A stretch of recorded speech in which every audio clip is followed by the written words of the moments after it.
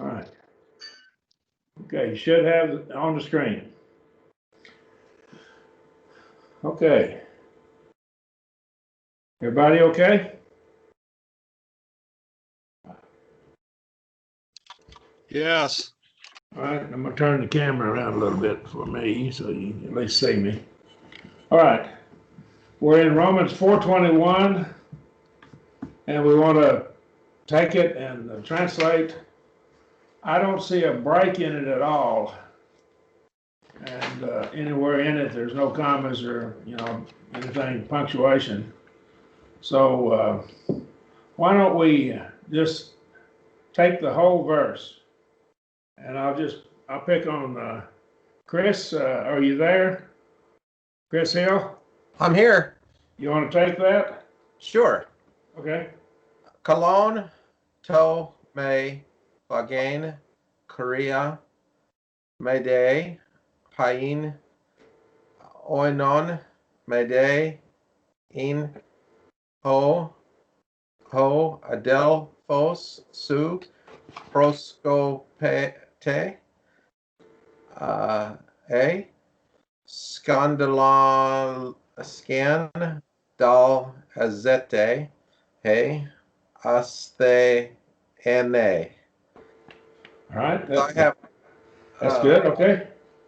Cologne, good, the, not to eat, meat or meat offered to sacrifice, or drink wine offered in sacrifice, neither in who the brother of yours causes to stumble, which he eats, who he eats, who eats. And so he's made sick or weak. Okay. All right. He causes to stumble. I have. Yeah. All right. Now let's look up here. The article right here, it either goes with and it's after the adjective cologne, or it goes with the infinitive over here, again. I think it goes with the infinitive. Okay. An infinitive with an article treats it as an event. All right. So the event, the action of eating, say, the event of eating. It is good neither to have the event of eating.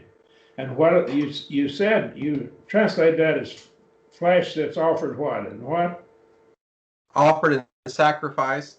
See, now that's offered different in sacrifice. than the word broma we had earlier, isn't it? Everyone see that? See the difference? So it is different than the word broma. So what we have here is we have a completely different word. Earlier, he used a generic word for food, which the English translation translated as meat, but when the King James was translated, in the first edition of it was 1611, then the revised edition that we use is about 1769, roughly. And it was a revision. That's what we actually use. And because there was different letters put into the alphabet, some taken out, some new letters put in the English alphabet. So they modified it. And but the word meat indicated was a generic word for food back then. And even when the American Standard around 1900 it was translated, it still had the word meat there. But the thing about the American Standard is they had to have a 2/3 vote of the translators to change the wording of the King James. So they kept the King James wording unless they had a 2/3 vote. Okay, so it's possible that they wanted to change it for meat, but they didn't have a 2/3 vote. Usually, if they had more than half, but not 2/3, they footnoted it. That's what they usually did in the American Standard. So this is eating flesh that's been sacrificed. Thayer tells us that, doesn't he? Flesh of a sacrificed animal. So this explains, when we go back to the earlier one, broma, back earlier, that's a generic food. So I think the early one, he made it generic. Any kind of food that would cause trouble. So all kinds of food have been what? What's the term? What's happened to them? They're made what? Clean. They're made clean. See, there is nothing that's unclean, ceremonially speaking, in the New Testament. So there's a difference. Now the articular infinitive on the bottom of the screen down here, I think it's the article goes with the infinitive, and the increase. And here's a quote down here. The infinitive in this case is used like a substantive, which is much like a noun. Substantive would be like a noun, something that has substance, see? And so it's an event. It's the event of eating, see? It is good not to have the event of eating flesh. This would be flesh that is sacrificed to idols. Nor to drink what? Wine. Wine. Now, Offered May sacrifice. Day, according to Expositor's Greek Testament, Volume 4, I got it on the screen right here. May Day there, what it does, it introduces an extension. What's preceded never begins a new topic, according to this Expositor's Greek Testament, Volume 4, page 137. So it's continuing the same thought. So these two are linked together. Now the Greek doesn't tell us that this was wine offered in sacrifice, but that's how you interpret it there. I clumped it with meat. Or same idea. I think this May Day may link it to a certain extent with it. I think you're right, but again, we have to understand that's our kind of like our opinion. Okay, I think it's probably true, but I sure wouldn't get in a fuss with anybody at church over it. Okay, any questions? Okay. This wine could be fermented or non-fermented. Well, we're going to talk about what it is in just a minute. The word oinos as wine could be fermented or unfermented. And the Greek word could be either. It's used both ways. But I go back to Daniel 1, verses 5 through 16, and see, he's talking about something that's unclean.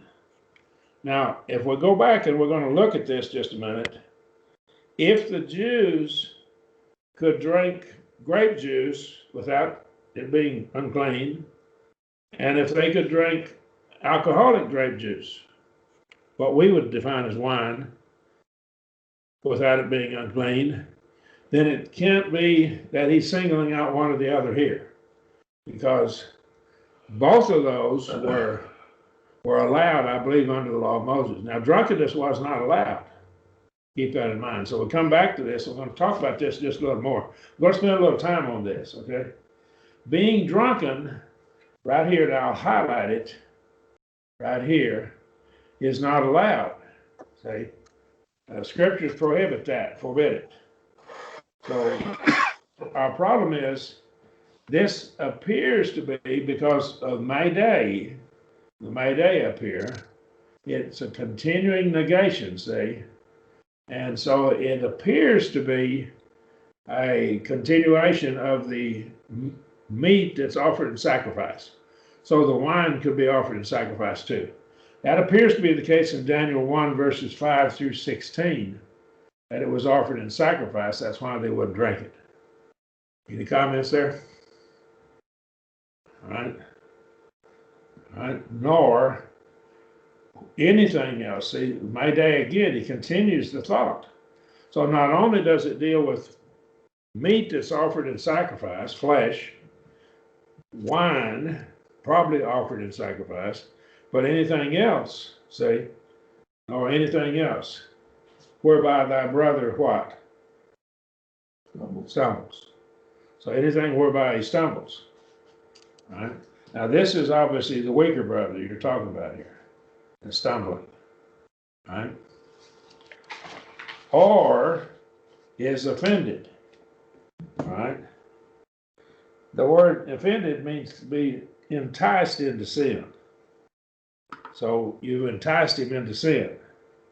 Now, it has a broader meaning our word offended in English has changed meaning. Unfortunately, it's like our word meat.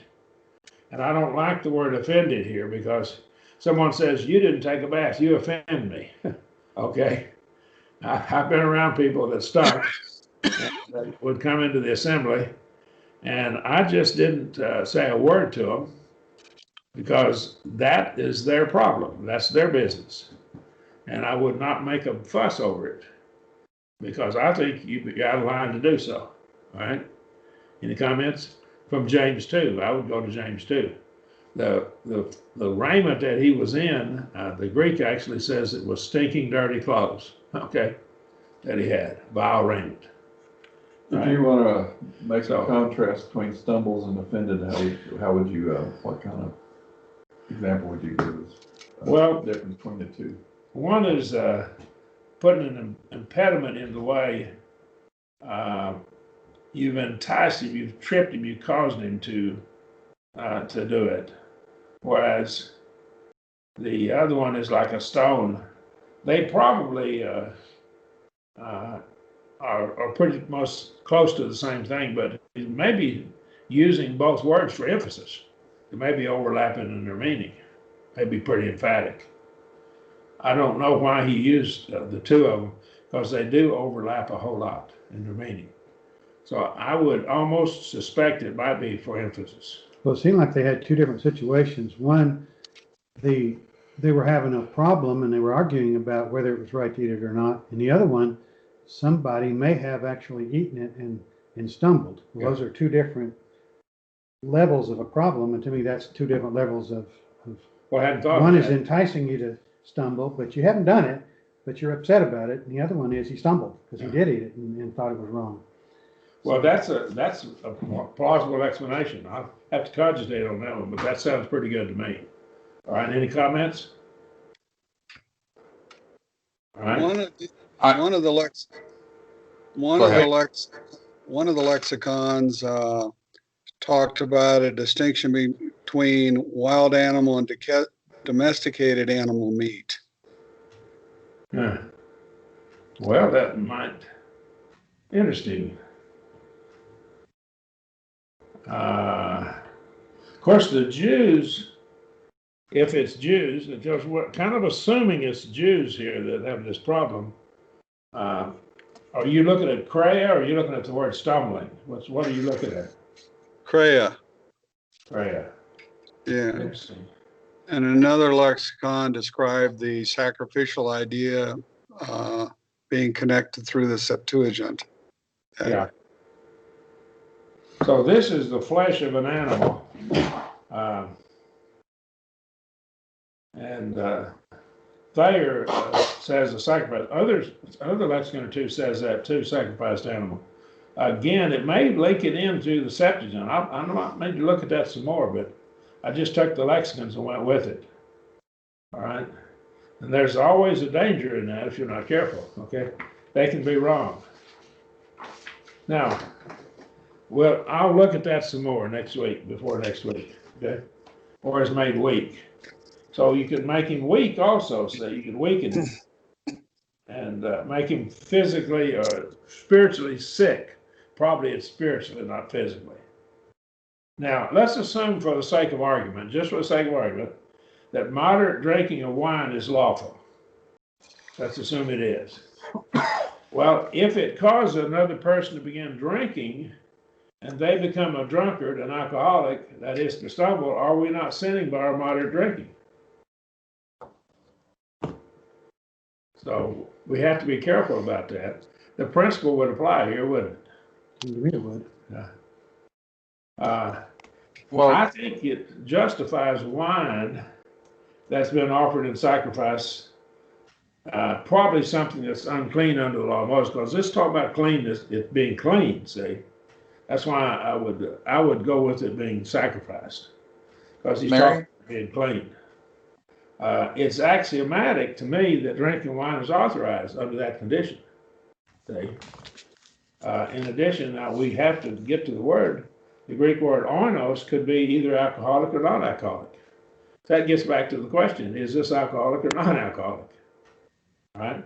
someone say, well, grape juice is okay, not if it's been sacrificed to idols. The Jew couldn't drink it, could he? He couldn't, see? So we haven't settled the question of whether this is alcoholic wine or not. Because oinos could be either. Well, the whole thing, he boils it right down to, or anything like that, essentially. Not just meat or wine, Yeah. anything. So it makes it generic, see? So we need to use induction to determine what kind of wine Paul is contemplating. So let's look further. There's another problem on the wine. And when we compare wine, and we use the word wine, we think of the modern wine in the United States. Well, what happens is the alcoholic content of their wine was much less than ours. The modern wine, if you went to a store to buy wine in the United States, it would be like 20 or 30% alcohol. And you can't, with fermentation, there's no way to get that kind of percentage of alcohol in it. You get up around 9 or 10% of alcohol with fermentation. That's about the ultimate. So the amount of, how does it have more? Well, they distill the alcohol and add grain alcohol to the wine. They actually add it to the wine, give it more kick. All right? Any questions? And that pertains to this and how? That pertains to this, and we don't compare what we've got now called a wine to theirs. It's a lot stronger. Ours is a lot stronger. But wouldn't that just be a matter of, by comparison, rather than, you can't drink 2 glasses rather than 30 glasses? Yeah, you would get drunk much quicker on ours than you would on theirs. So it's just a matter of. Yeah, so we need to be careful how we're comparing it. Right. And so modern winemakers do add grain alcohol to it. Mm-hmm. So we still haven't solved the problem of was it alcoholic or not. Okay, but I do want to point that out. All right. Is it a problem to be alcoholic because there's a difference in sin involved, or because of the, I'm trying to make a distinction between that and the sacrificial element. Well, first of all, being a drunkard is a sin. Correct. That we would call a drunkard an alcoholic. But and some people genetically are predisposed to becoming given to wine, alcohol, genetically speaking. If that's true, then maybe we need to be real careful about starting it. Okay, that's my thinking. Even if it's lawful, we need to be careful with it because it could get out of hand real easily. Assuming it's lawful. Okay. I think there's people that have that are born with a propensity to alcoholism. Yep. I think it's a genetic problem for it. Genetic problem, and we don't know who those people are. We don't know who they are. Might be me. Yeah, I mean, we never know, so we have to be real careful. Yeah. So that's something else. That's where you could cause a brother to stumble. See, right here, some of your texts don't have this last part in here, or to weaken him. See, so what we have is some of the manuscripts. Look at your American Standard, how it has it. It has that whereby thy brother stumbleth and quits. Doesn't have or is offended or is made weak in the text. Okay? Does everyone see that? Some of your translations leave this out. And what they leave out is this right here. Now here's the text that included, majority text, P46 and all of this right across here. Now then, the words are omitted in these manuscripts right here, right there that I've highlighted, right?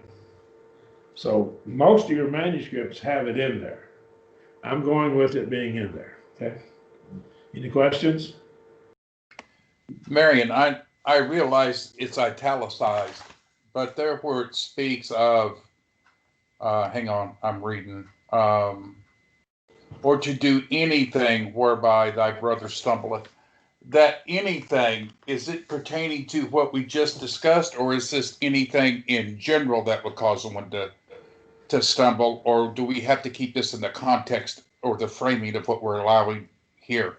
Well, I think it's probably generic. We Okay. shouldn't cause a brother to stumble under any condition, I think he makes it broader than just the eating and drinking here. Okay, It could include how you dress and how you conduct yourself. sure. All right. And of course, it is. They're in italics in both of these, both American Standard and King James, both. All right. Now, let's look here. Another problem. Assuming that this justifies drinking wine with alcohol in it, let's make that assumption again. The scriptures plainly list drunkenness as a sin. We all agree with that. So the question, we get this question now, at what point have you tipped over to the point that you've violated that principle of being drunken? Right?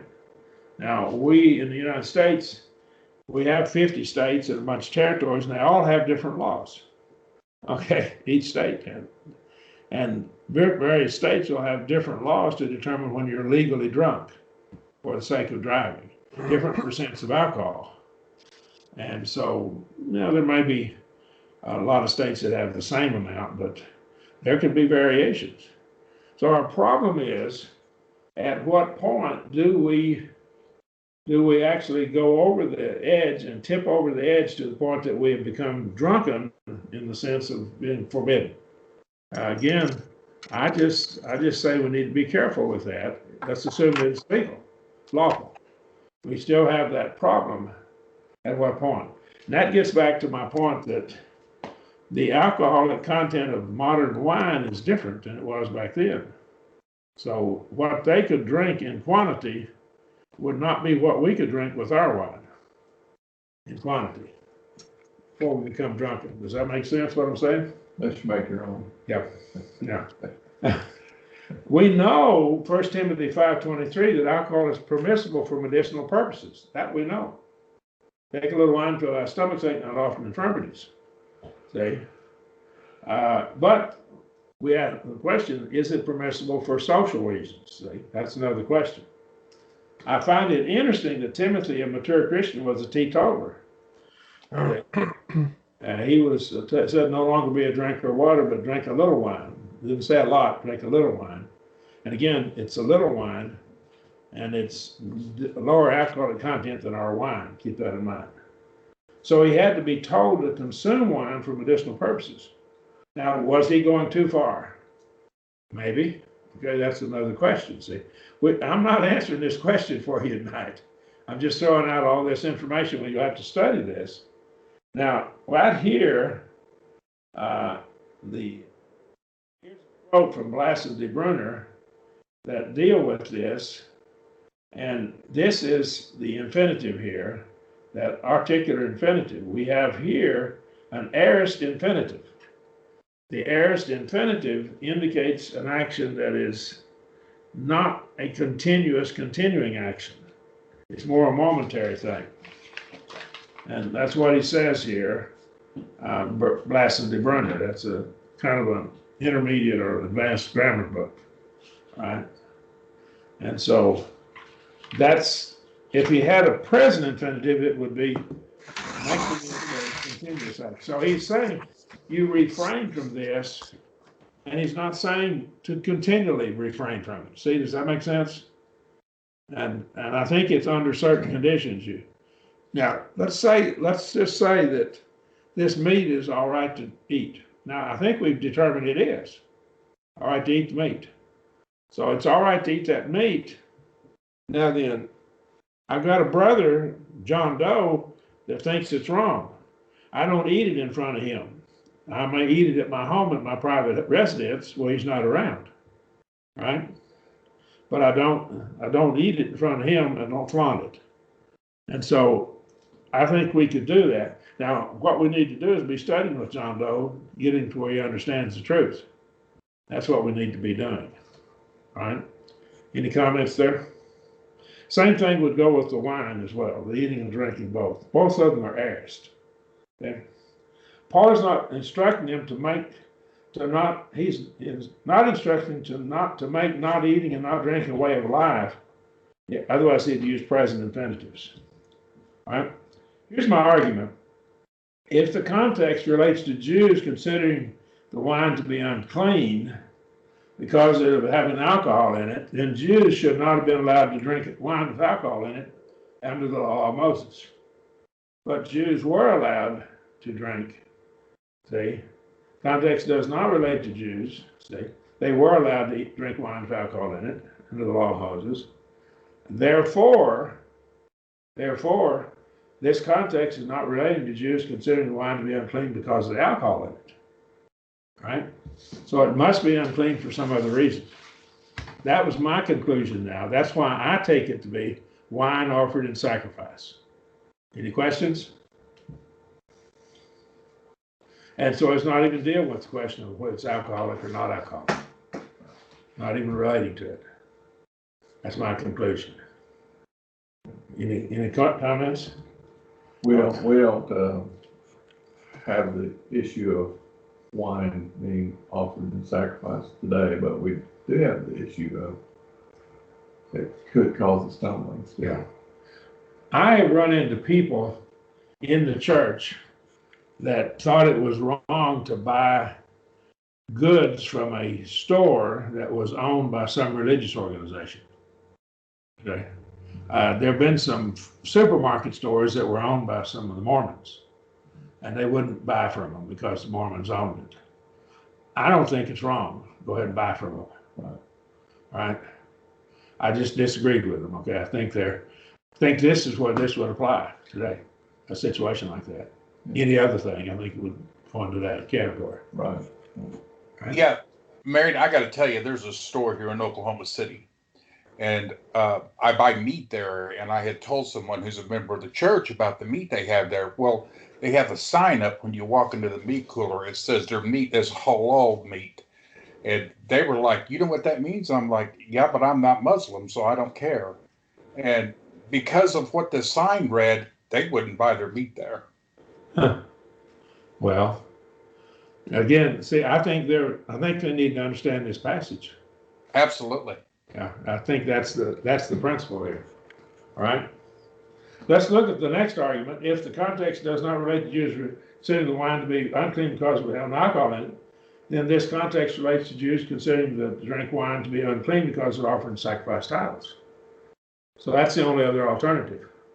So that's my conclusion. So that's why I agree with you there, Chris, on your translation. But it's not because of the Greek, it's because of my argument. Does that make sense, Chris? See what I'm... It does, yes. Okay. Any other questions anybody has? All right. So I don't think it's dealing with the question of whether it's alcoholic or non-alcoholic. So I translated it. It is good neither to eat flesh, and I footnoted it, nor to drink wine, and I footnoted it, nor do anything by which your brother stumbles or has an impediment placed in his way or is weakened. That's how I translated it. All right. And I took this as flesh offered in sacrifice to an idol. And then I footnoted the word wine as could be alcoholic or non-alcoholic. I think it could be either. Okay. Now, let's look at my slide here.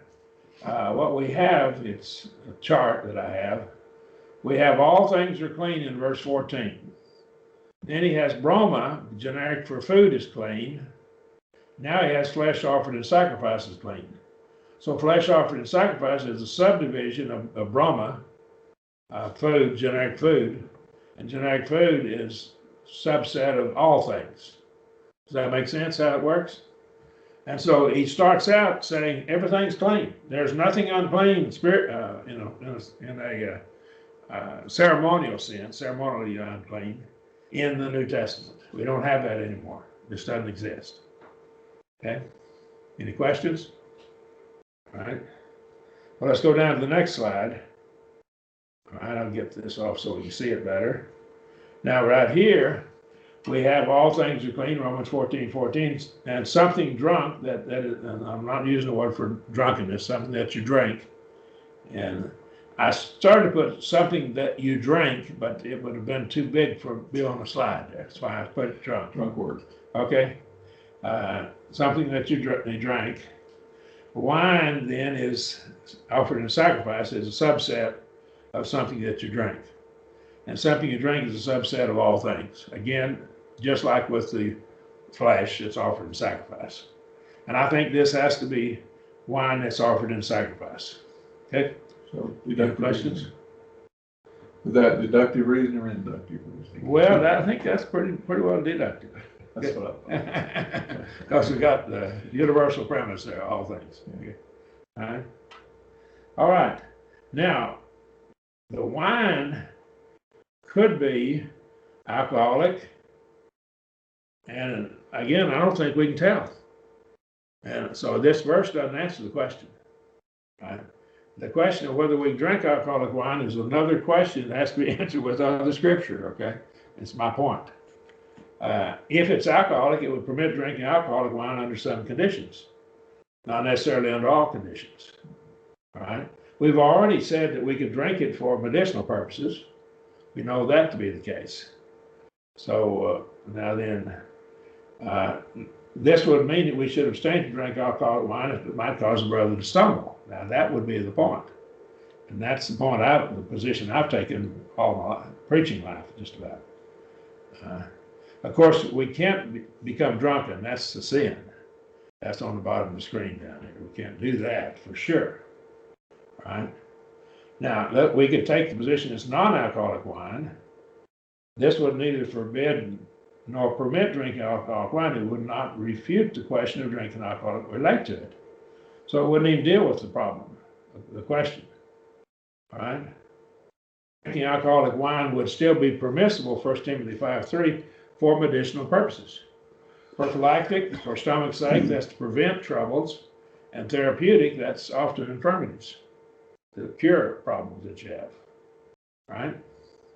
And again, I think 1 Timothy 5:23 shows that we can use drugs for medicinal purposes.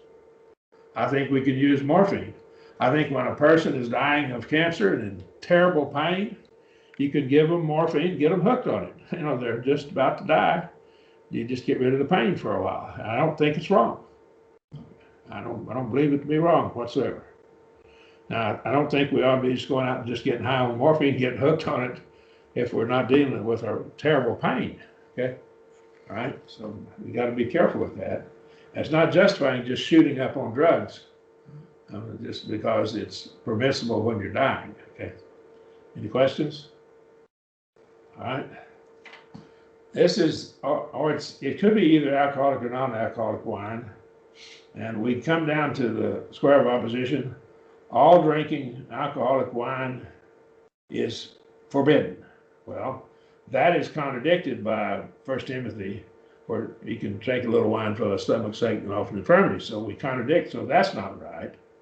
No drinking of wine is forbidden. That's contradicted by you're forbidden to be drunken. So we know under some conditions you're limited, you're not to drink it. Under some conditions you're allowed to drink it. So we have the I and the O type propositions are both true. It's sometimes permissible, sometimes not permissible. Now that's another question for another time. Right? But I would argue you can't be drunken, and you can't be, I just have to be drunken, and you can take it for medicinal purposes. Okay. Can I ask a question at this point? That's a little bit off topic maybe, but and I'm a teetotaler, so I just want to know before I ask a question. Concerning the elder, do you believe that means the elders to be a teetotaler, or give the qualities of an elder? Not given to wine. The word given to wine is not having it beside you. Right. Literally. Right. That's what I'm not sure it means he has to be a teetotaler. I'm not a social drinker, fella. I think if you start doing it, there's two dangers. You can be one of those people that can become given to it, right, given over to it, a drunkard. And then you can encourage someone else, and he may be one of those. I don't drink at all. I leave it alone.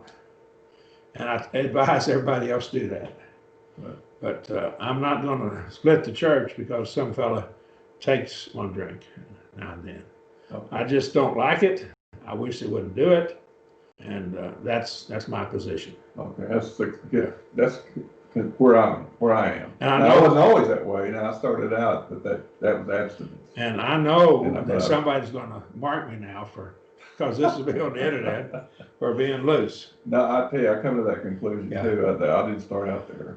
But I know I'm justified for medicinal purposes, and I know I can't use it if I get drunk. And I know I can't use it if it's going to cause someone to stumble. Right. And so I know that drunkenness is sinful, causing others to stumble is sinful. And I just tell people, leave it alone. Yeah.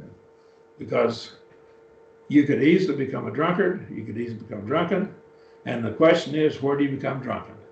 Our wine is much stronger, and you could get drunk pretty quick. Okay. I just I'm tell for you. people, leave it alone. Yeah. All right, that's my advice. All right. I know somebody's gonna get upset with me over it. It will be me. All right, verse 22.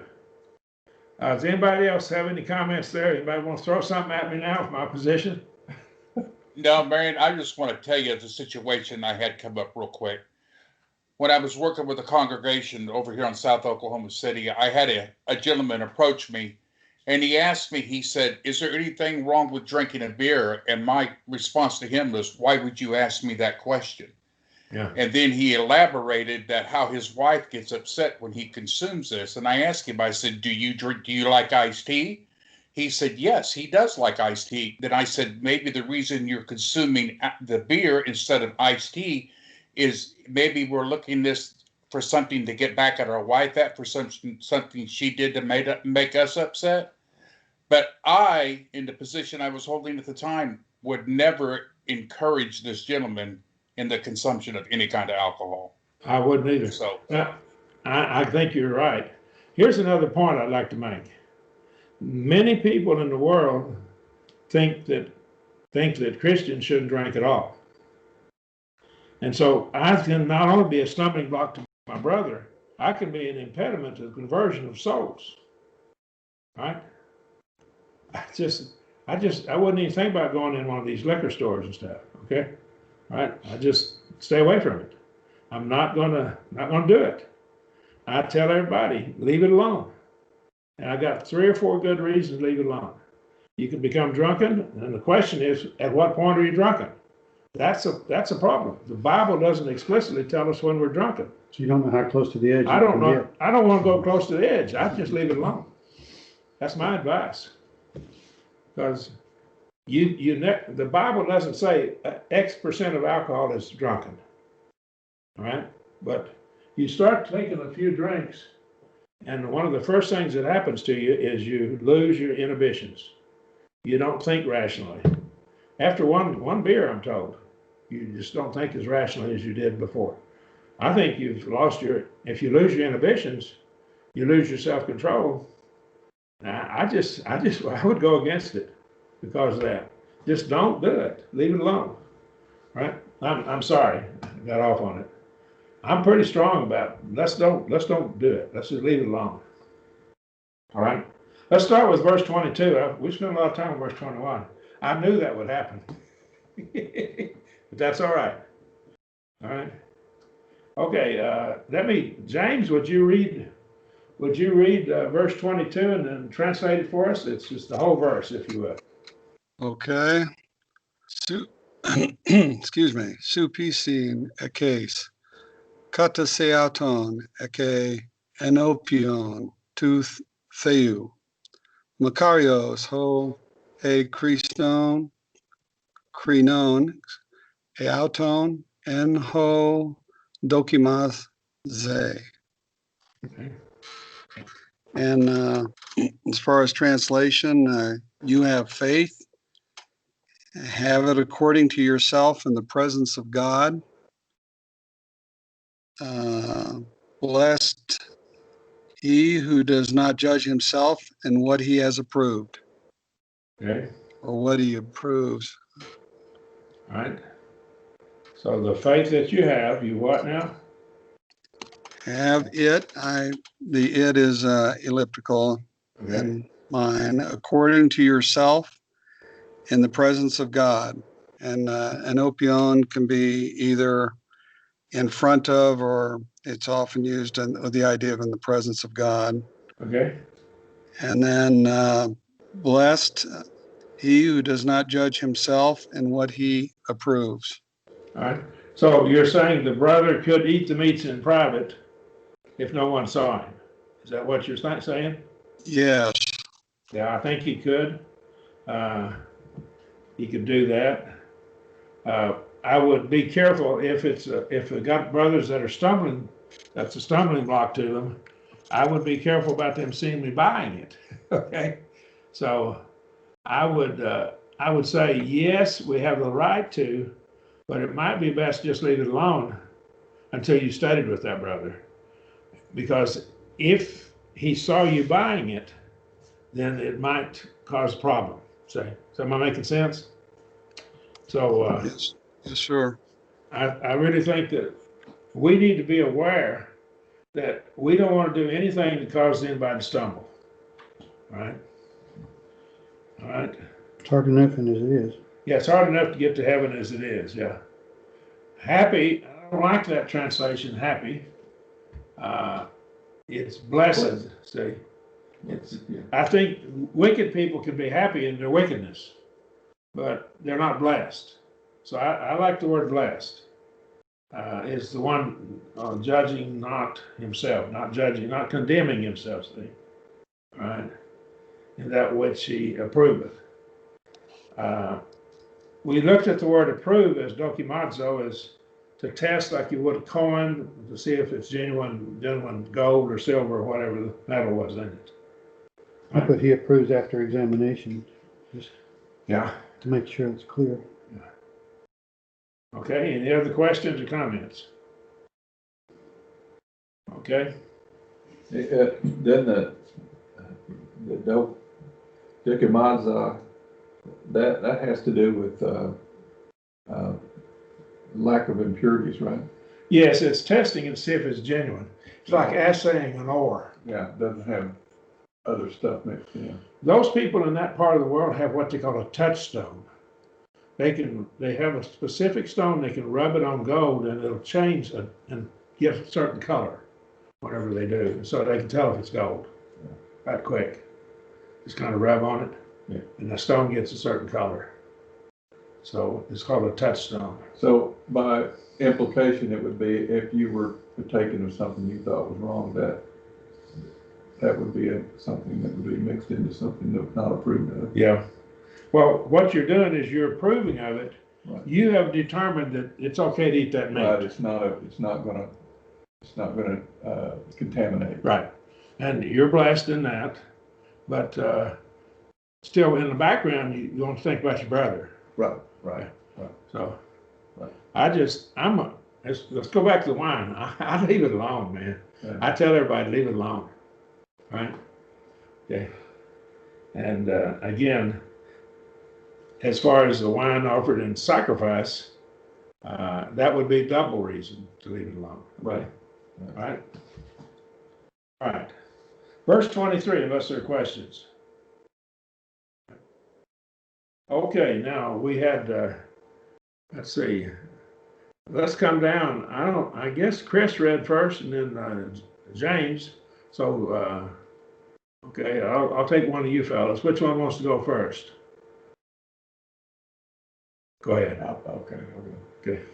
Hode de Crinomenos, Ain, Phone, or Foge, Kada, Krita, Hoti, Uk, Ek, Pistios, Pain, Pond, Day, Houk, Ek, Pistios, Amartia, Eston. All right. Hodai diacrinomos, crinominos. What do you get there? Let's see. What I have is but he that doubts. Okay. See, we have an article with the participle. Article with the participle is the one doing, but the one doubting, see? The one doubting. All right, and that's middle passive. It's probably middle. He's in his mind, he's wrestling this over in his mind. He can't decide whether it's right or wrong. Right. Okay? If you don't have any, if you're not absolutely certain, leave it alone. That's what he's telling them. Right. Okay? One doubting, what now? If he eats, he has been condemned. Okay? He has been, that's perfect tense, isn't it? I Middle put passive. condemned himself, So it's passive. probably if it's middle voice, it would be, he condemns himself. Mm-hmm. I think it's probably middle. I underlined, if you noticed on the screen up here, I underlined the word, the middle right He here. condemned himself and he's still condemning himself. Yeah. And it's perfect tense. He did it and he's still condemning himself, He's not doing it in good conscience. right? Uh, Any comments there? If he does what? if he eats. Now, aeon is an if. Remember that? It goes Mhm. with the subjunctive mood. And of course, eat is subjunctive mood. So if he eats, Mm-hmm. right? So if he eats, he condemns himself. Yeah. Right? If he does. He's If gonna he have a does. guilty, he's gonna have a guilty conscience. Yeah, yeah.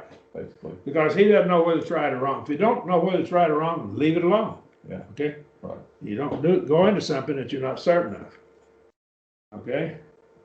I would not walk out on some ice if I didn't know whether it's strong enough to hold me up. It was in the wintertime on a lake. Okay? I did that one time when I was a boy.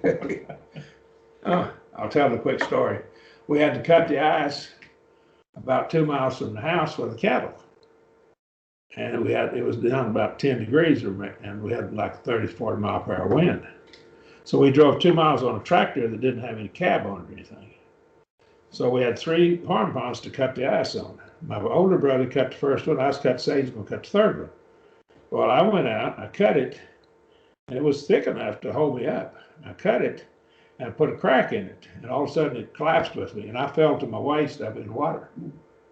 And we were 2 miles from home, and it was like 10 degrees, and I had ice on me before I got home. And I was telling my brother, just leave me. And I was in such pain. And he said, I'm not going to leave you. You know, he just made me stay. But I was hurting. But you see, don't go out on the ice unless you what? That's for sure. Well, that's the same principle with this eating the meat and get back to the wine stuff again, stuff like that. Just leave it alone, okay?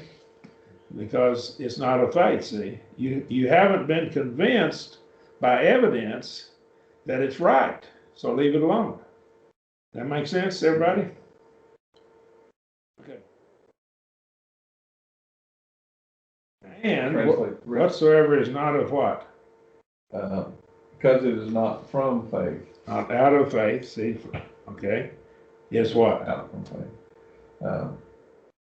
Thing and which is not out of faith is sin. Okay. So it's sin. So, question. If you aren't convinced by the scriptures that what you're doing is right, then don't do it. Okay? And then the other person doesn't need to be placing a stumbling block. It's encouraging them to. Yeah, don't encourage people to do stuff like So that. both could still be wrong. Yep. Even though it was clean. Dana and Manny discussed this verse in some detail on page 202 of their grammar book. In this context, this is referring to eating meats, observing days, and then what one drinks. Some people make this a universal principle and fail to limit it to the context of Romans 14. Okay. He's addressing the weaker brother who does something the brother says is not wrong, but his uneducated conscience tells him it's wrong. To him, it's not of faith. And he violates his conscience. That's what he's talking about in the context. Right? Now, Denny, and this is a commentary, it's one of the Englishman's Greek commentaries, Greek commentary. He is a Calvinist, yet he argues that the Calvinists misuse this verse, okay? So I got the quote in the middle of the screen there. Of course, this is addressed to Christians, and there's no rule in it for judging the character conduct of those who do not know Christ.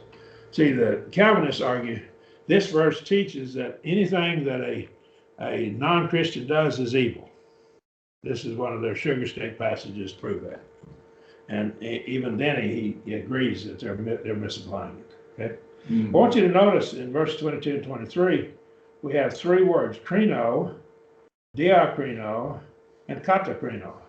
They're all from the basic root of krino, aren't they? You notice that? All right. There's some mistakes in approaching the weaker brother. Some are impatient with him, they're not steadfast with the weaker brother. Some people ridicule the weaker brother, and some treat the weaker brother with contempt. Now, we have scripture in this context for that. All three of those are wrong. If we had the goal that Jesus had in coming to earth to save ourselves and to take as many people with us to heaven, we wouldn't be doing any of those things, would we? Wouldn't be doing any of them. Right? Any questions? Now, we do this. We're pretty close to the end of class. I want to look at verses 24 through 26. The majority text has 3 more verses in this chapter. These verses are in chapter 16 in the other text. They're in the Bible, just in a different place. All right? I was wondering where you was going with that 24 through. And so some of the manuscripts have these in chapter 15. Some of them have them in chapter 16. The King James American Standard have them in chapter 16. I'm going to translate them in chapter 16, although I'm suspicious they belong in chapter 14. All right? So here's the information. This deals with it as we go through here. All right? At the end of chapter 14, they're in the majority text. All of these documents right here, they're in there. In chapter, at the end of chapter 14. And those texts, are they not in chapter 15? They're not in chapter 15 or 16, they're in chapter 14. Okay. All right. Which could change the context if it isn't. Yeah, it'd be a little bit change in context, but again, there's no difference in the wording of it. Okay. And so there's no difference. They're still all worded the same. The American Standard has a footnote in Romans 16:24. Some ancient authorities omit verses 25 through 27 and compare the end of chapter 14. In other words, they put them in chapter 14. The American Standard has a following footnote at the end of Romans 14:23. Many authorities see many, and some ancient, insert here chapter 16:25 through 27. Okay. The New Revised Standard Version says about that same thing. So does the New King James Bible. All right, has that as well. There are no textual variants between the majority text, F35 and NA28, in verses 25 to 27, except that the end of chapter 14 in the majority text and F35, and they're in NA28, they're in chapter 16. Okay, any questions there? All right. What we're going to do now is we're going to stop here. Anyone got anything they want to throw at me? Disfellowship me for my position of drinking? All right. We're going to. Any questions? We didn't see your translation on the verse. Can we see? Did I overlook that? Yeah, let's go back and do it. All right. I guess I lost it. I closed out my passage. Fiddle. It's okay. Don't worry about it. Okay. Sorry. We can look at it at the beginning of next class. We'll look at it at the beginning of next class. Okay? Yeah. Yes, sir. I was just interested in how you translated the middle of diakrinomenos. That's all. So I won't worry about it. We can cover it another time. Yeah. Thank you. Hey.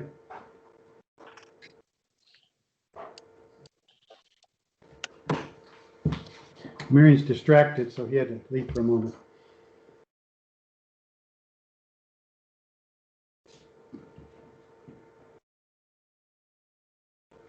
How you translated? I translated apples.